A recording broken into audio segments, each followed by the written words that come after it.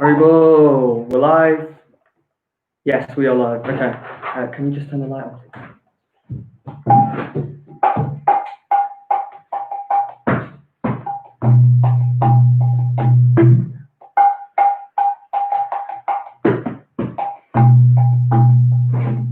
Hare Krishna, Hare Krishna, Krishna Krishna, Hare Hare, Hare Rama, Hare Rama, Rama Rama, Hare Hare, Hare Krishna, Hare Krishna, Krishna Krishna, Hare Hare, Hare Rama, Hare Rama, Rama Rama, Hare Hare, Hare Krishna, Hare Krishna, Krishna Krishna, Hare Hare,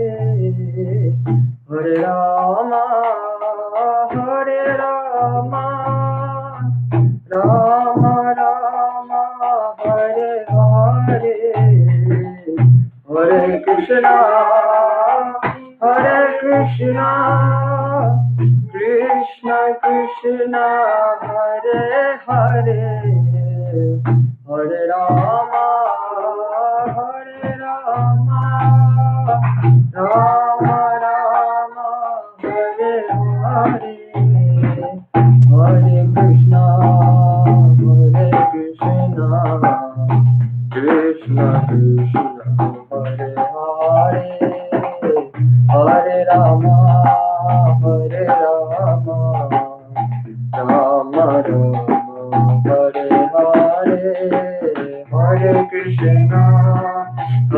Krishna, Krishna Krishna, Hare Hare, Hare Rama, Hare Rama, Rama Rama, Hare Hare, Hare Krishna, Hare Krishna, Krishna Krishna, Hare Hare, Hare Rama, Hare Rama, Rama Rama, Hare Hare, Hare Krishna, Hare Krishna, Krishna Krishna, Hare Hare, Hare Rama, Hare Rama, Rama Rama, Hare Hare, Hare Krishna, Krishna, Krishna Krishna, Hare Hare, Hare Rama, Hare Rama, Rama Rama, Hare Hare,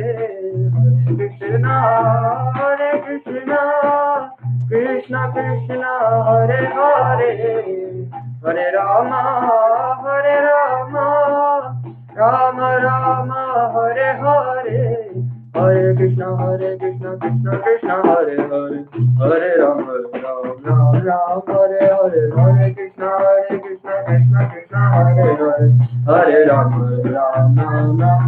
Oh, Hare Krishna, Krishna Krishna, Hare Hare, Hare Ram, Ram Ram, Hare Hare, Krishna Krishna, Hare Hare, Hare Ram, Ram Ram. Oh, Hare Krishna, Krishna Krishna, Hare Hare, Hare Rama, Rama Rama, Hare Hare.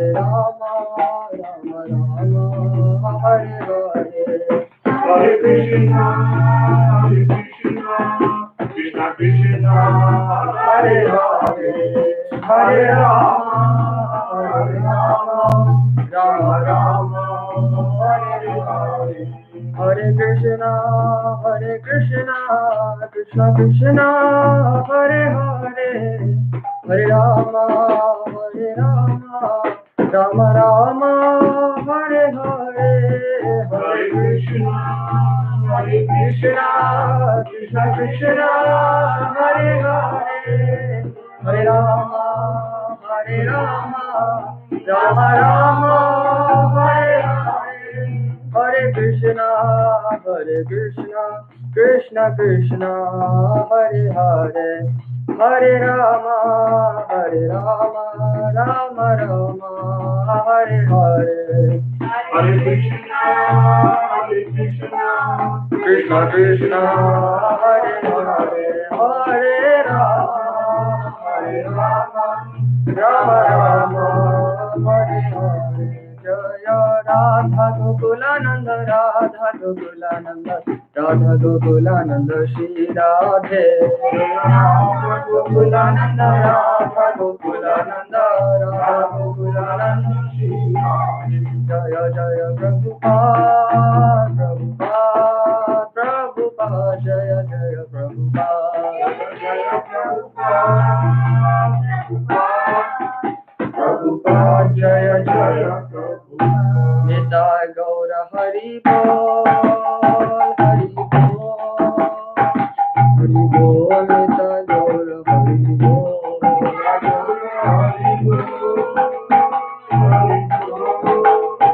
Hari Bol,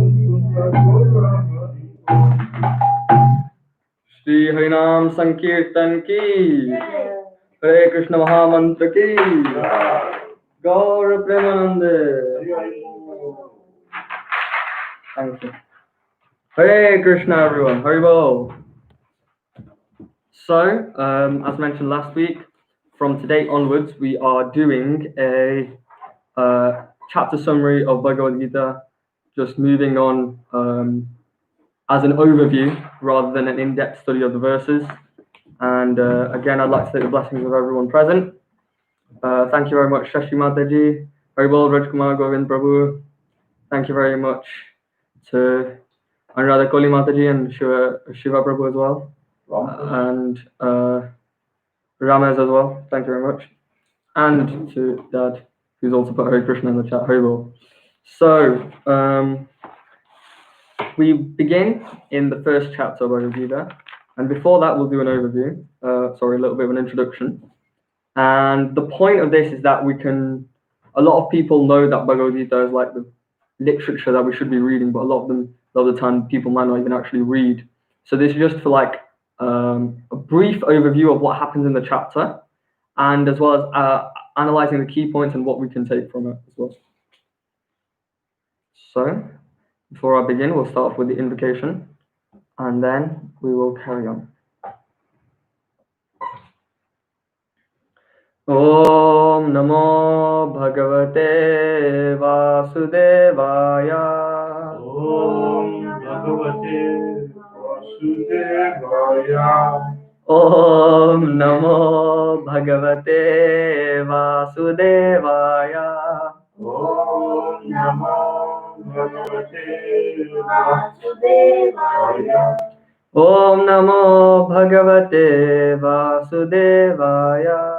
Om Namo Bhagavate Vasudevaya. Narayanam Namaskritya Naram Chaiva Narottamam Devim Saraswatim Vyasam Tato Jayam Mudhirayet. I'd like to take the blessings of all the seniors on this live stream so that I may be able to say something useful. And if I do make any offense, please do forgive me. Hari Bol Shri Mataji, I've just seen that as well. Hari Bol. So, when we study Vedic literature, we often divide this literature into two categories: Shruti and Smriti. Shruti is when something is spoken by someone and someone hears it. So this is a Shruti. And a lot of the Vedic literatures are conversations between people. And Smriti is like the sort of history, the itihasas as well, they're also known as. The Smritis, they are long esoteric texts, and these are more story-oriented, if you would like. They have stories, and the Smritis have philosophical points that we can take out of these stories, whereas Shrutis are generally conversations and they have their conversations of philosophy. And in the conversations themselves, we have philosophical points, philosophically oriented points, and examples of stories driven out. So one's more story oriented, and one's more philosophically oriented. And the beauty of the Bhagavad Gita, when it comes to these two divisions, is that it's neither Shruti nor Smriti. It's both of them at the same time. How? Because a Shruti is something that's been spoken and someone's heard it. So, as it's obviously well known that this is a Shruti, it's a conversation between Arjun and Krishna, and also Sanjay and Dhritarashtra. So these conversations make it categorize it as a Shruti. But actually, the Bhagavad Gita is not alone. These 700 verses are not alone. They're found in a wider literature, the Mahabharata. And Mahabharata is not a Shruti. Mahabharata is a Smriti. It goes through a long range of history, and it provides points that we can learn from it. And so therefore, the Bhagavad Gita is simultaneously a Smriti and a Shruti. And that's just some, in terms of Vedic qualification and categorization, that's one thing that's quite interesting about the Bhagavad Gita. The other thing I'd like to mention is from the Gita Mahatmya, the 5th verse, because we've already been discussing previously our Mahabharata character series. And so this point, the Gita Mahatmya, is these 7 verses which glorify the Bhagavad Gita. And it's very important that we understand the glories of the Bhagavad Gita before we actually start reading. And so the other point I'd like to mention is this verse. Bharatamrita sarvasvam Vishnor Vaktrad Vinishritam Gita Gangodakam Pitva Punarjanmana Vidyate. After drinking the water of the Gita, which is the nectar of the entire Bharata, the Mahabharata, and which has come out of the mouth of Lord Vishnu, there is no more birth in this world. Bharatamrita sarvasvam, this Bharat, this Mahabharat, the Amrita of all this Mahabharata, the Amrita, the nectar, is this Bhagavad Gita, is what's been spoken out of it's come out of the mouth of Lord Vishnu. And when one drinks this water of the Bhagavad Gita, then punarjanmana vidyate, there is no more birth in this material world. We don't have to take birth again. And similarly, a lot of you might know from Shankaracharya's Bhaja Govindam, Bhagavad Gita Kinchita Dita. Bhagavad Gita Kinchita Dita. There's actually a wonderful explanation of this. Kinchita can fit in with both Bhagavad Gita and Gita. How? Kinchita means little. And it fits in with both Bhagavad Gita and Gita. And it can either mean, so the meaning of this Bhagavad Gita, as we know, it means the Bhagavad Gita book. Kinchita means little, and Gita means meditation and focus. So it can mean one thing. One meaning is that, I want to make this clear. So one meaning is that if you read a little bit, if you meditate on a little bit of the Bhagavad Gita, and one meaning can also be if you do a little meditation on the Bhagavad Gita itself. So you can either do a meditation on a lot of meditation on a little bit of the Bhagavad Gita, or little meditation on a lot of Bhagavad Gita. And in that he says, Ganga Jala. Anyway, the point I'm making is that he ends with Kriyate Tasya Yamena na Charcha. He ends this verse with Kriyate Tasya Yamena na Charcha. Charcha means discussion. And so Yamaraj is the demigod with death, and he has to assign punishments. And so when we do either little meditation on the Bhagavad Gita, or we meditate on a little bit of the Bhagavad Gita, either way, we don't have to have any discussion or charcha with Yamaraj, because that's the potency of Bhagavad Gita. And so that's how wonderful this Bhagavad Gita is that we're studying. Of course, from the Mahabharata, we've come through so long, right from Adi Parva. We talked about Bhishma Dev and how he's been growing up, and then the Vichitra Virya, Chitrangada, all these characters we've gone through. We've talked about the difficulty for the birth of Pandu, Dhritarashtra, and Vidura, how difficult it was to have them.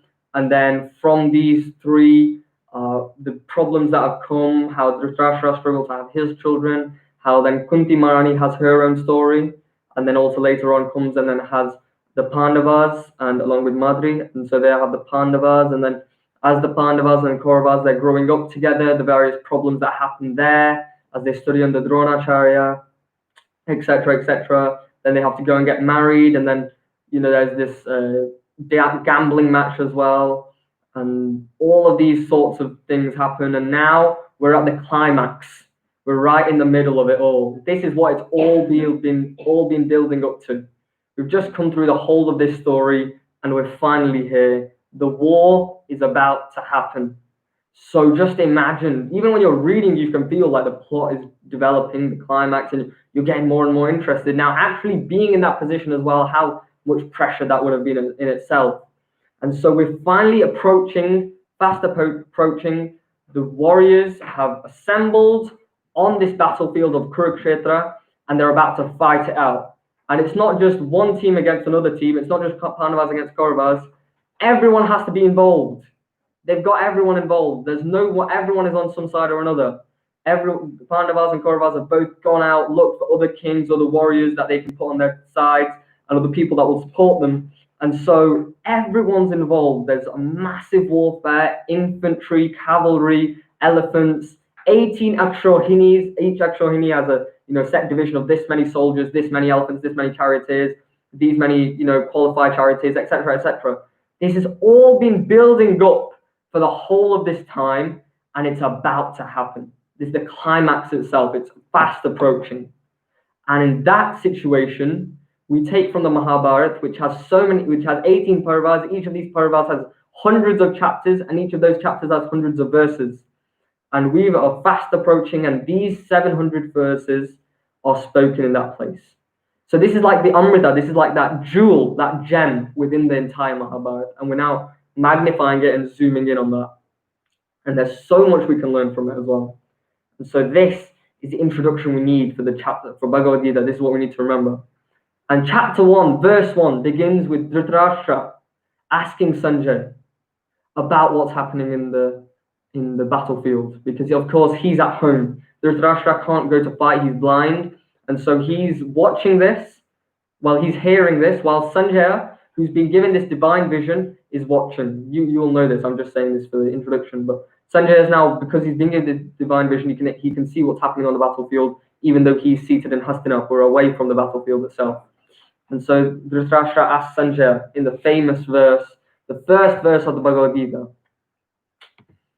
And he says, Dhritarashtra uvacha dharma kshetre kurukshetre samaveta yuyutsavaha mamakaha pandavaschaiva kimma kurvata Sanjaya.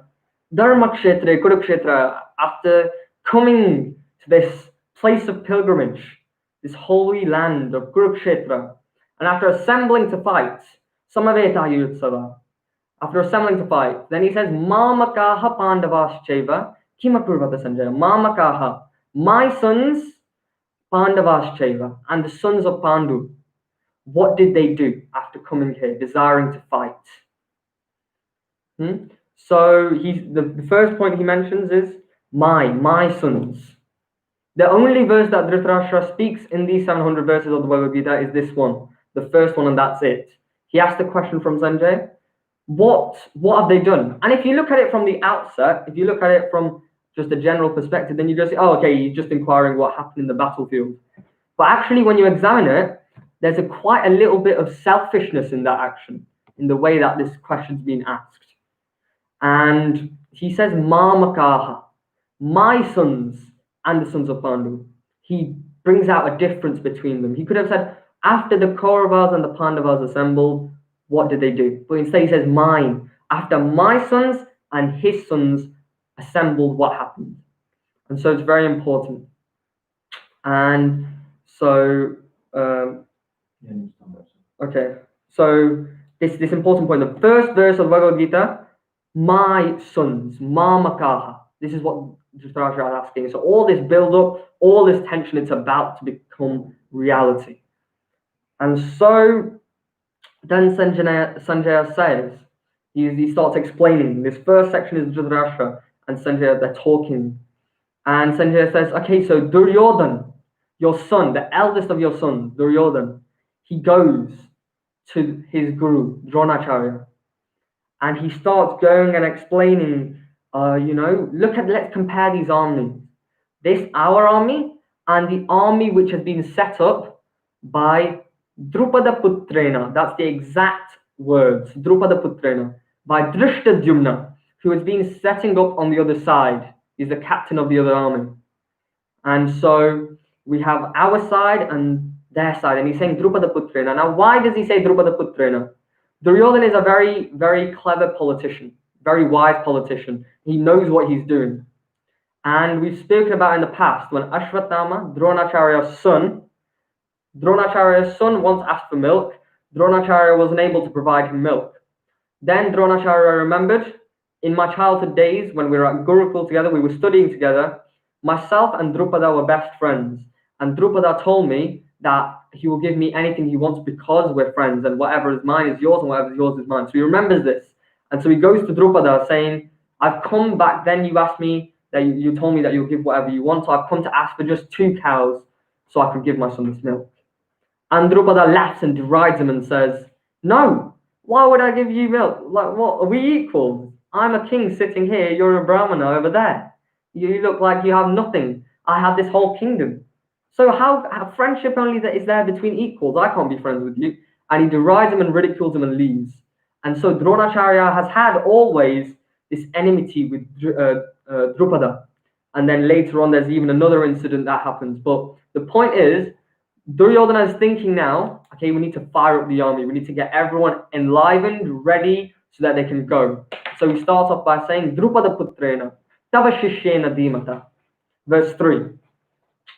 Duryodhana saying that, look at this army which has been set up by Drupad's son, and he's your disciple. Why did Dronacharya teach him? It's because Dronacharya himself is Brahman, and his Brahmanical quality that he will teach like that.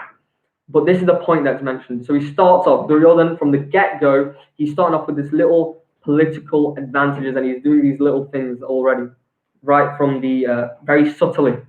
And then he starts listing, there's this many chariot, this many warriors on that side, Bhimajana Samayudhi, Yuyudhan, you have Virat, you have Drupada, you have Chakitana, you have Kashira. He starts listing a bunch of soldiers, names of great, great warriors on the other side.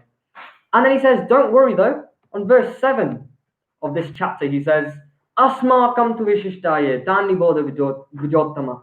Now we've spoken about their side, let's look at our army, which is even greater, which has even more people, even greater warriors.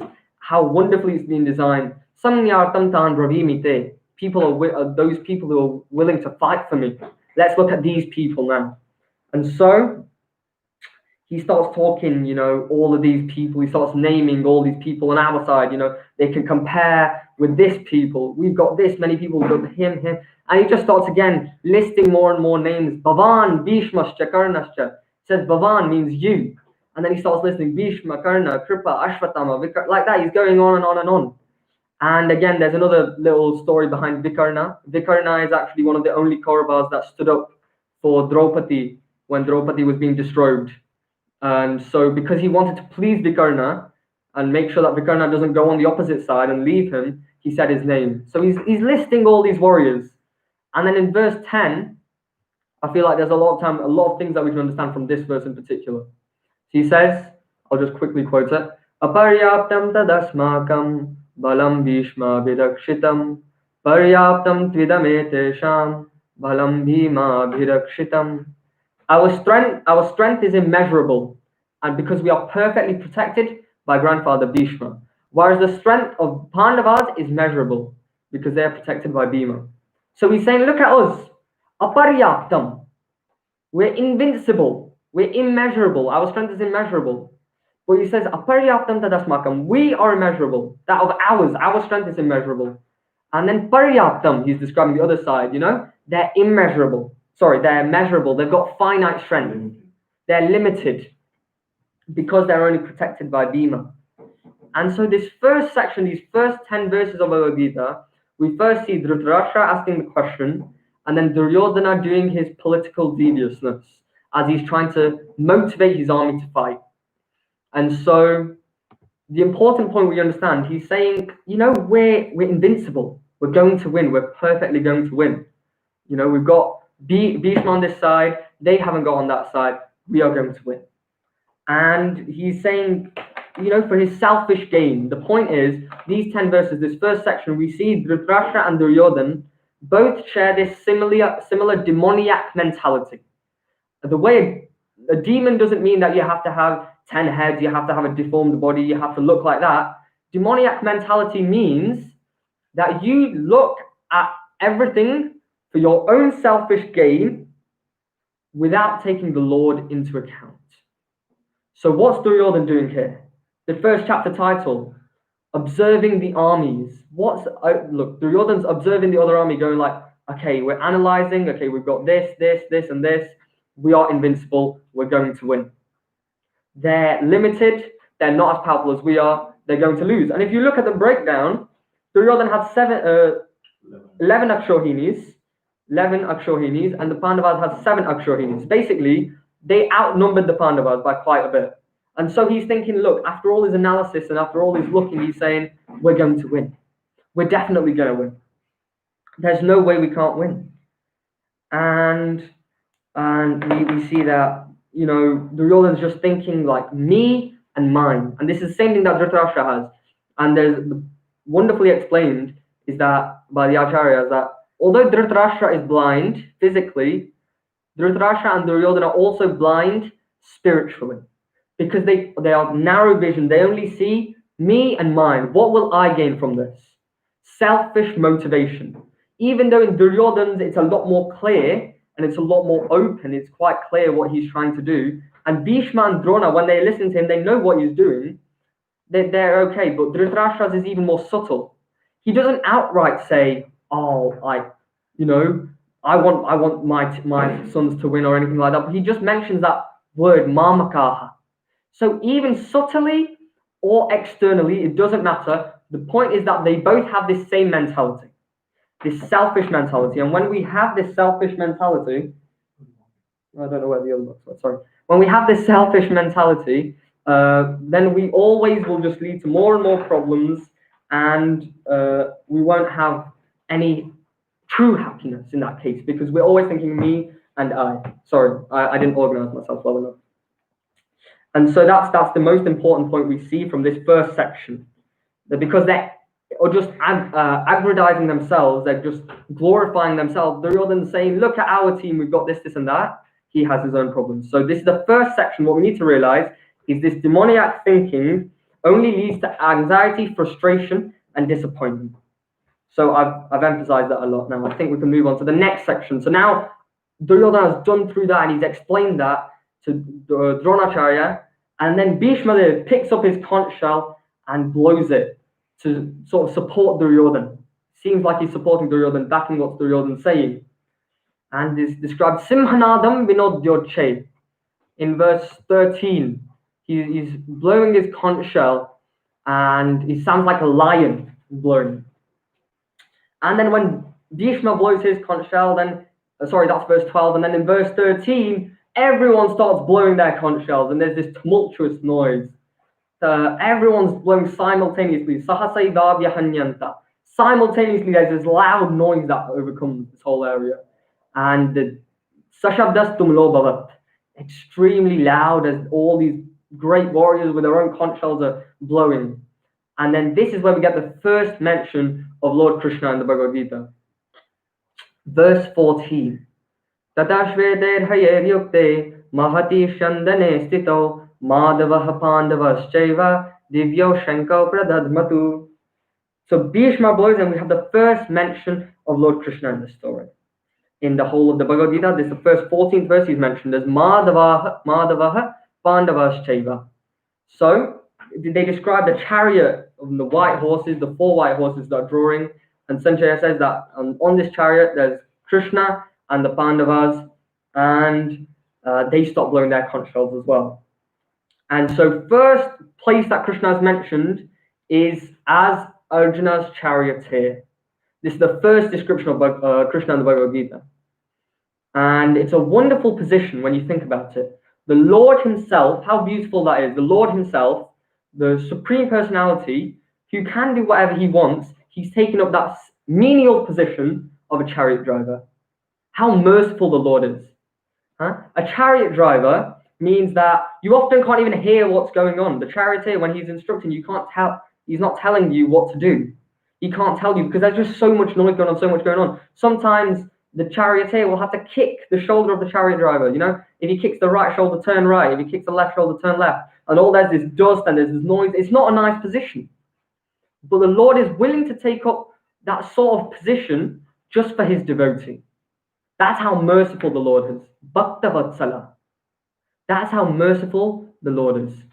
And there's this wonderful story from Chaitanya Charitamrita. This Brahman going and he reads the Bhagavad Gita every day in the temple on the order of his spiritual master, where he's actually not very good at pronouncing these words. So he's reading it and other people are laughing at him thinking, oh, you know, you can't really read it properly, you can't understand it properly. And they start mocking him like this. And Chaitanya Mahaprabhu sees that he's crying as he's reciting. And so he asks him, why are you crying? What is it that gives you so much ecstasy that you're crying when you're reading this? And he says that, I don't know the words very well. I'm not a proper scholar. I'm just reading because of my spiritual master. But whenever I see this front cover, I don't have the front cover, that picture. Whenever I see that front cover and I see that, I just imagine the Lord, he's there as a charioteer for Arjun. And I can just remember that, picture that image. Then I think how wonderful the Lord is. And because of that, I'm crying. How wonderful is the position of the Lord that he's taken up a taxi driver for Arjuna. This is how wonderful and elevated the Lord is. And even though he's the Supreme Personality of Godhead, he's taken up a menial position just for his devotee. And so the first mention of Lord Krishna is as Madhava. Madhava means the husband of the goddess of fortune. And from this point, actually, for the next couple of verses up to verse 20 in the Bhagavad Gita, we actually just see signs of the victory of the Pandavas. So it's almost ridiculing, Sanjay is almost ridiculing subtly what Duryodhan's just boasted. So there's several signs of victory. First, I've mentioned Madhava. Krishna is the husband of the goddess of fortune. How is the husband of the goddess of fortune going to lose? Then we have number 2. The second one that we can put is that this chariot, which has been mentioned, this chariot itself is given by Agnidev, the demigod. The horses, the horses are given by Gandharva Chitrartha. The conch shell is given by Indra, like this, etc., etc. We go through, in verse 19. In verse 20, we see Kapidvaja. It says, Ata vyavastitan drishtva dhatarashtran Kapidvaja. Kapidvaja means a monkey on the flag. The Hanuman is there on the flag of Arjuna and Krishna. That chariot, there's Hanuman on the flag, and Hanuman himself, when he has that encounter with Bhima in the Mahabharata, he's there supporting the Pandavas. And he's always saying that although I won't fight, I will support and I will roar loudly to strike fear into the hearts of the Kauravas. And then the final one is described that upon hearing this noise, all this noise of the conch shells being blown by all the great Pandava warriors. So it starts off mentioning Panchajanya Hrishikesho Devadatta and Dhananjaya. So Krishna's blowing the Panchajanya conch shell, that's his conch shell. Arjuna's blowing the Devadatta, etc., etc. And it starts going through the names of all the people.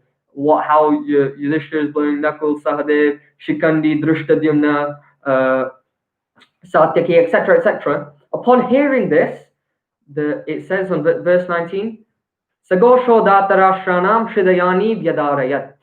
Shridayani Vyadarayat. They're shaken to the core. Their heart is shattered.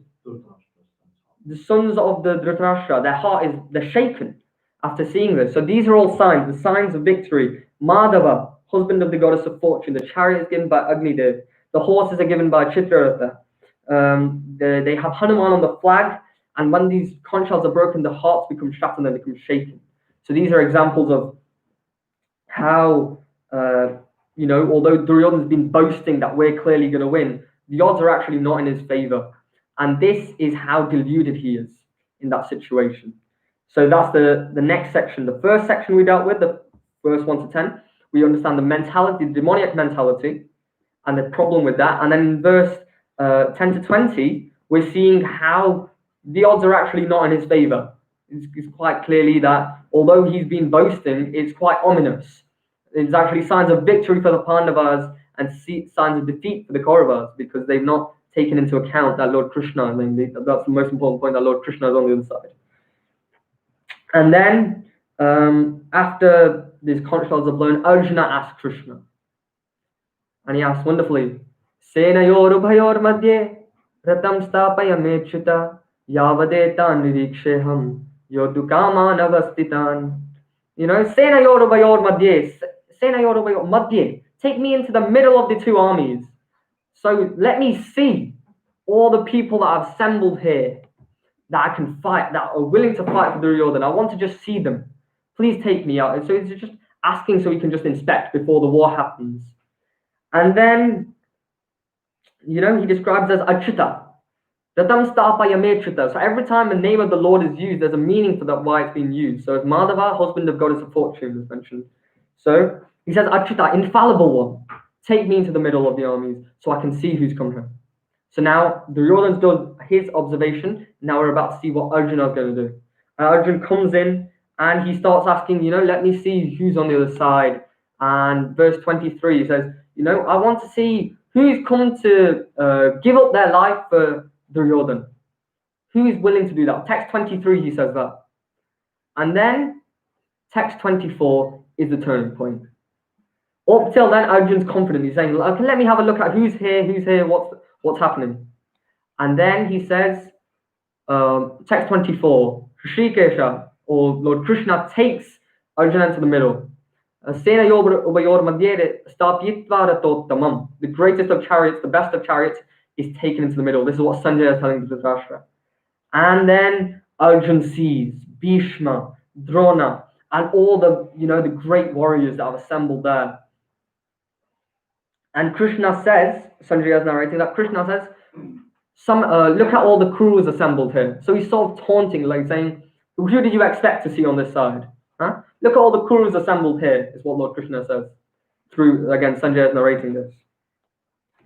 And then we begin to see, from that little bit of uncertainty, what happens to Arjun. And so he looks and he sees his family there. And obviously there's been a massive build up to this war. The pressure is there and everything like that. And now he's just seen verse 25. He's just seen Bhishma and Drona and all the other great Kuru leaders, his own family.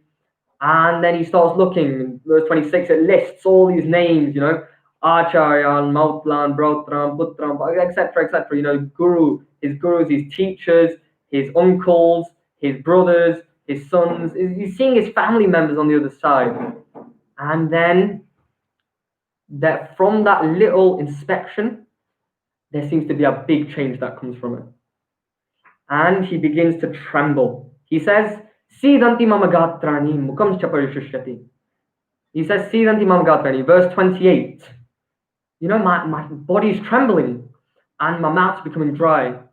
You know, my hair is standing on end. The Gandiva blow slipping from my hand. Verse 28, 29, he's listing all of these different things. The Gandiva blow slipping from my hand and my skin is burning. It's burning. My skin has got a burning sensation. And so Arjun's just asked to see the other side. And after his inspection, he's completely shaken. He's worried. He's thinking, he's bewildered. He can't deal with it. He can't cope. He becomes disturbed. He becomes disturbed is the right word. Breakdown. Yeah, he goes through a breakdown. That's another way of putting it. He seemingly breaks down. Again, the reason that this has happened, Arjun is actually no ordinary person. Arjuna is doing this so that we can get this Bhagavad Gita. Otherwise, they would have just fought and we wouldn't gain anything from it. But Arjuna has this seeming breakdown. And it's mentioned by the Acharyas that Bhishma and Drona, these types of people, are like attachments that we have. Bhishma represents, you know, family attachment and like that. Dronacharya represents the idea that, you know, we identify with our body and like that. So it gives these different examples that the Acharyas have mentioned. But the point is that from these attachments, bewilderment arises. Just as Arjuna saw, and he saw all these connections and relationships, and then from that, he becomes completely bewildered.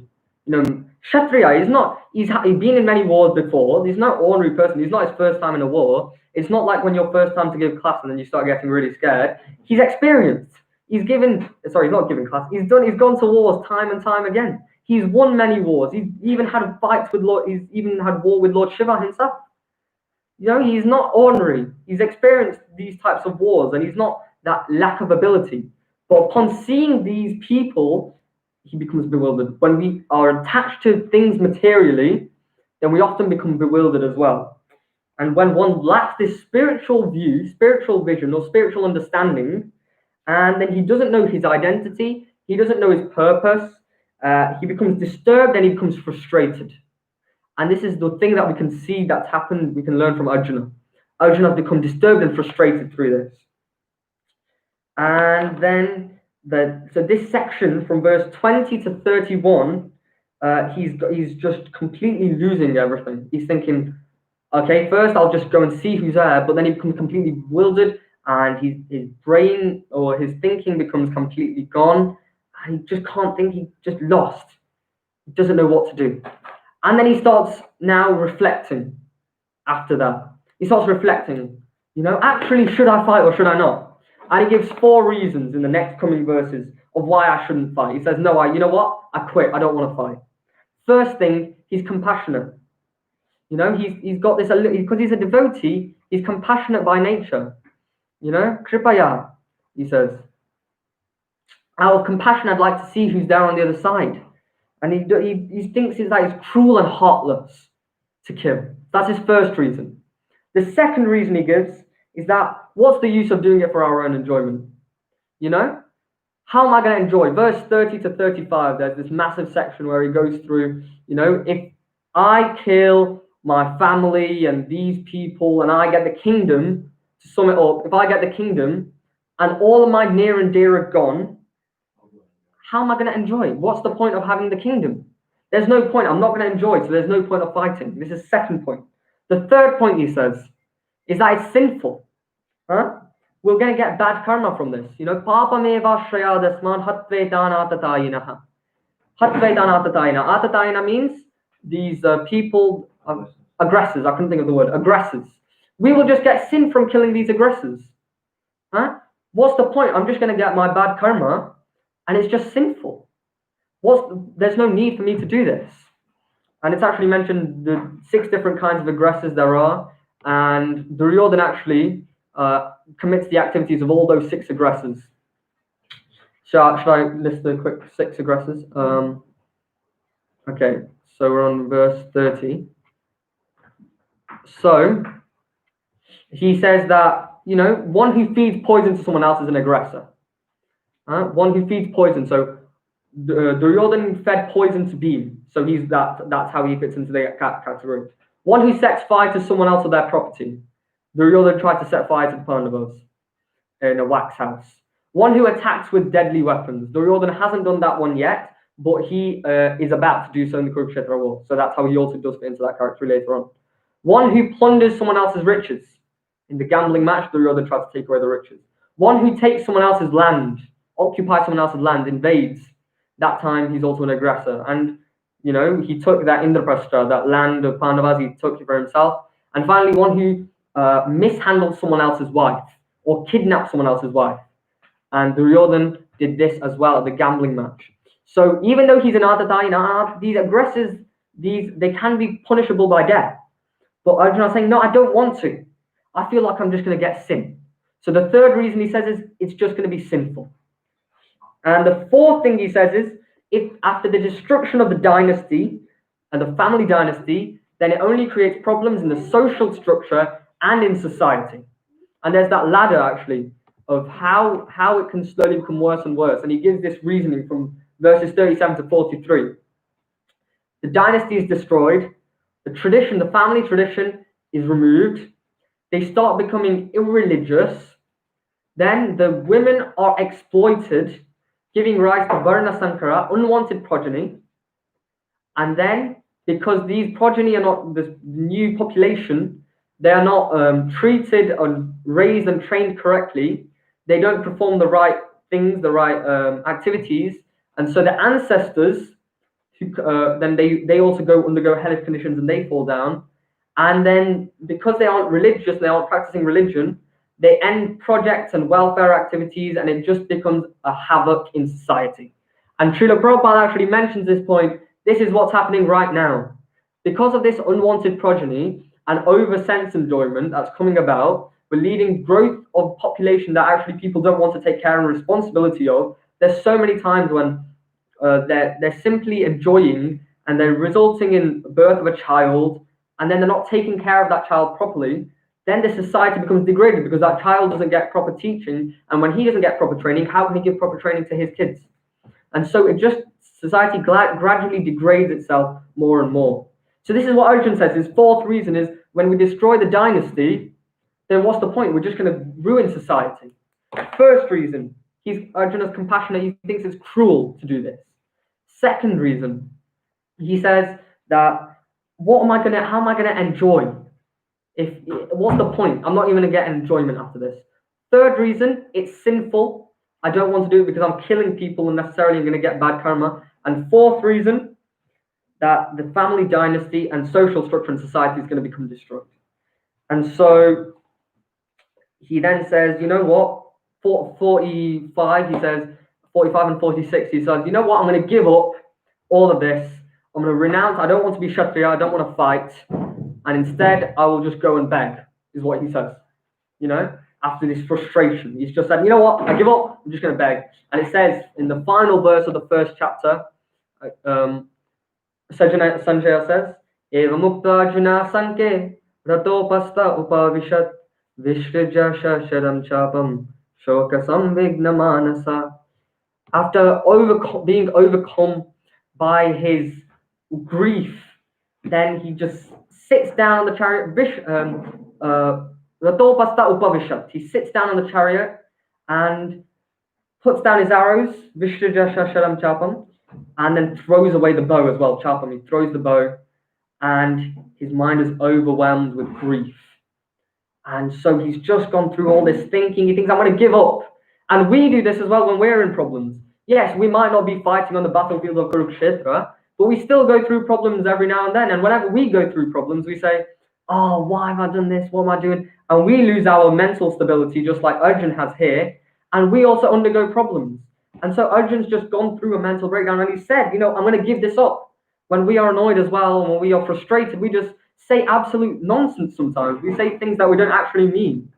And Kshatriyas are often, you know, the warriors, Kshatriyas, I've said Kshatriyas many times, warriors, these types of people, they're trained in such a way that, you know, they're very emotional. And so whenever anything happens, they just take a vow. And so Arjun actually takes a vow saying, you know what, I don't want to fight. I'll give it up. I'll just go and renounce myself. And so similarly, when we're in problems, we also say this sort of nonsense. We say like, oh, I'm just going to do this. I'm just going to do this or that. We don't actually mean it, but because of that emotion in that situation, we end up saying things like this. And so what we see in this chapter is the first section. We see how selfish and greed and that demoniac mentality, we see that, and how it's actually not correct. We've seen Duryodhan and Dhritarashtra. Mainly Duryodhan, though, because he does it in a political manner, but he's just thinking about how I can sort of target other people, how I can encourage my own team, and I'm just thinking for my own interest. How can they, you know, bravimi te? What are they coming to do for me? Mamakaha, Dhritarashtra says, my sons. So it's all about me and mine. And then we see in the section after that, from verses 10 to 20, how all this analysis that Duryodhan does is completely undone because all these signs of victory for the Pandavas, the opposing team. So when we keep on focusing on I and mine and me, then whatever conclusions we come to will be unrealistic as well. And then Arjun goes, he starts inspecting the army, so observing the armies. That's the title of this chapter. When Arjun observes the army, he becomes shocked, he becomes depressed, he becomes distraught, he's unable to think straight. And he just starts saying, and he comes up with reasoning as well. He tries to introspect with that emotion. And he comes up with the 4 reasons why he should not fight. And he says, no, I won't fight. And then in the end, he says, you know what, I'm just going to give this up. And he sits down in his chariot. He's just completely gone. He's just head in his hands. He has no idea what to do. And he's completely lost. Now, both Duryodhan and Arjun observe the armies. Duryodhan observes the army of the Pandavas and Kauravas, and then he comes to the conclusion, our army is great, we're going to win. Now, Arjun's observed the armies, and he's just seen all his family members, and he's just remembered all his relationships with all these people and the attachments that he has and the history he has with them. And of course, due to the pressure of the situation, he crumbles and he becomes distressed and distraught. And he's thinking, okay, what can I don't want to do this now. I want to give this up. And so the problem here is, yes, they both observed the armies. They have both analyzed, but they've both made one massive mistake. When Duryodhan analyzed, he took Krishna out of the picture. When Arjun analyzed, he took Krishna out of the equation as well. And so both of their analysis is incorrect because it's material. It doesn't have the Lord in the picture.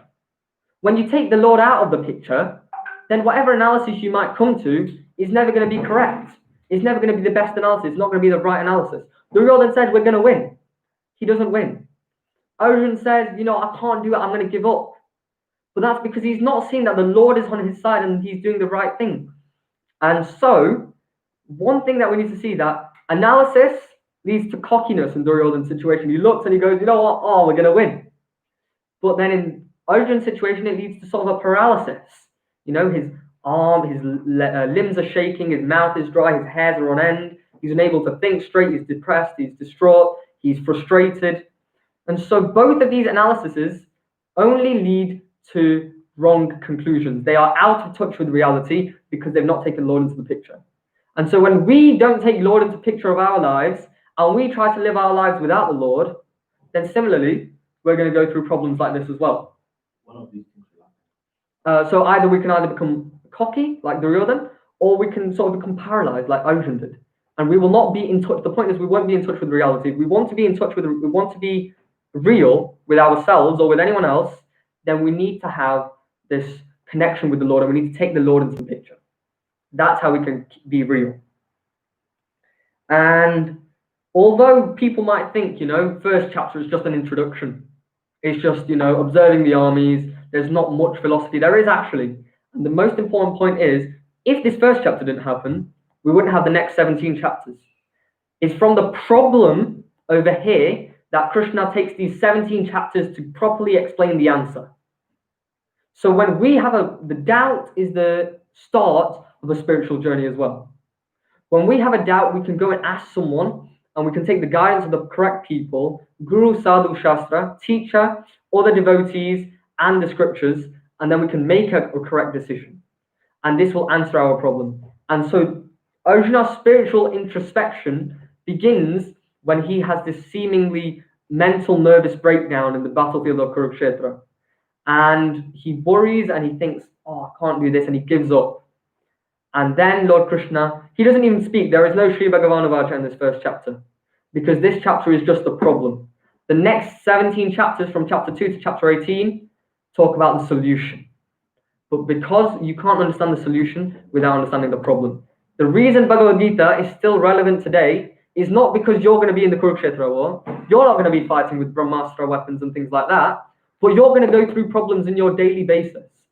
And it's all about how do you cope with those problems? What's the correct understanding behind that? And how can our doubts that we might achieve, the doubts that we might get in our journey, how can they be clarified? And how can we make this spiritual journey beginning from that doubt?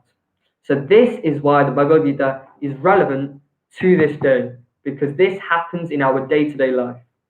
Thank you very much. Hare Krishna. Have we got any comments or questions? Thank you. I've just seen Ram Prabhu is also here. Thank you very much, Ram Prabhu. Thank you very much, Philip Brown Lal Prabhu. Wonderful to see you here as well. And Bhuvaneshwari Yadav Mataji. Thank you very much for supporting as well. And so the important point that we can take from this chapter is when we analyze, we need to take the Lord into picture. If you try and understand anything without the Lord, we're not going to get anywhere. That's the really important point. That material or spirit, like any type of understanding, if you do without the Lord, it's just going to be waste. And you're either going to be over proud and arrogant, or you will become depressed. And those are two types of people we still see today in this world. You see people that are completely egoistic and selfish, think I'm the best person here, no one's better than me, no one can do this job better than me. And you also see other people on the opposite side who are thinking, oh, you know, I look bad, I don't look good, I look ugly, I'm like this, I'm like that, you know, I don't feel happy, I feel upset, etc., etc. Because when the Lord is not in your life, then you can't achieve the true reality. Because material world is not reality, but spirituality leads us to finding that correct reality and that true reality. Is there anyone with any comments, any questions, any corrections? Raj Kumar Govind Prabhu, thank you for delivering such a wonderful lecture on such a sublime matter. Again, not my lecture. I've taken this from Burjan Prabhu's Surrender Unto Me Heavily, and I would recommend if anyone else has any questions about what I said and I can't answer them, I'd recommend reading that because it gives a very nice explanation. And of course, if you don't have that, just read the Bhagavad Gita chapter and purports anyway, they also have. Thank you very much. I've just taken from the seniors. Any more questions, comments?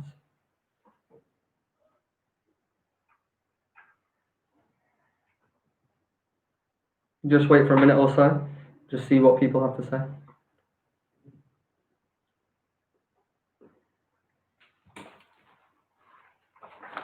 Thank you very much, Anurad Koli Mataji, for the support.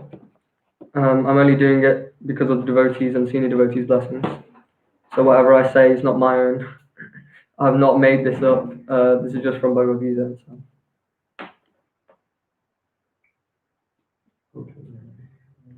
Bhuvaneshwari Radha Mataji, thank you very much as well. I think we don't have any questions, it looks like. So if we do, just ask separately. And then we will carry on next week from now. Arjuna, who's just now sat down in his chariot, he's thrown away his Gandhiva bow, which is given to him by Indra. Big deal. Thrown it away. He's having a little bit of a tantrum, a little bit of a mare. He's not feeling great, depressed and distressed, doesn't know what to do. What happens next? We'll go through the contents of the Bhagavad Gita summarized, the next chapter of Bhagavad Gita.